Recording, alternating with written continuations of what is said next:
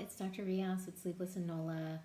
The holidays are upon us, and lots of things are happening as far as kids and sleep and behavior and discipline and all kinds of good stuff. So, I wanted to talk to you today about meal times and maintaining consistency and expectations of timing. So, what can happen when you're traveling or when you're with family members?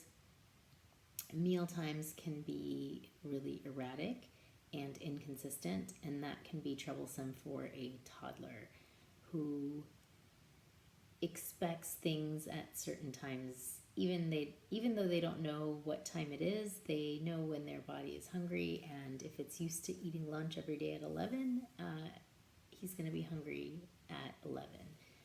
Even if at your relative's house lunch isn't happening till noon. So if you can sort of keep an eye on that while you are traveling or having guests in town during the holiday season, it'll lead to a less cranky child.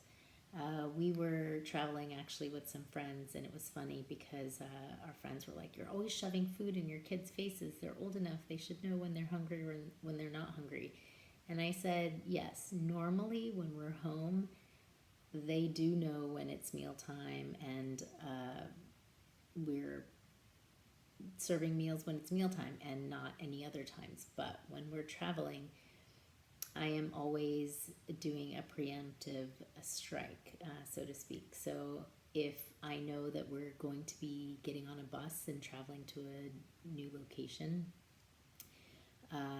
or a taxi, or a train or whatever, and I know that we're going to be delayed in getting down to sitting down to a meal, then I will pack snacks and I will force them potentially to eat earlier, just so as to not avoid the meltdown. Many kids, especially when they're traveling, their cousins are around, their friends are around, there's things going on, they are going to have eating as the very, very last thing on their minds. So even if they're hungry, most of the time kids are not going to come to the parents and say, "I'm hungry, I'd like a snack." If you have those kids, great. Even if you have those kids during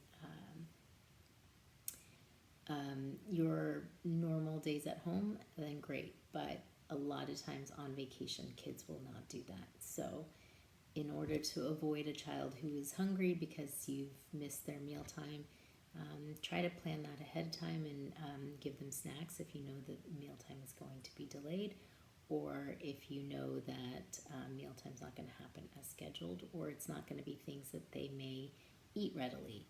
Then have snacks, keep them fed, especially if mealtimes are going to be inconsistent. If you can try to have meal times consistent, that would be even better, but that's not always the case when you're traveling or with family members. So keep that in mind as the holidays progress, and good luck and happy sleep. Keep us posted if you have questions, and of course, always sign up for our newsletter at www.sleeplessandnola.com to continue getting these tips straight in your inbox. Happy holidays.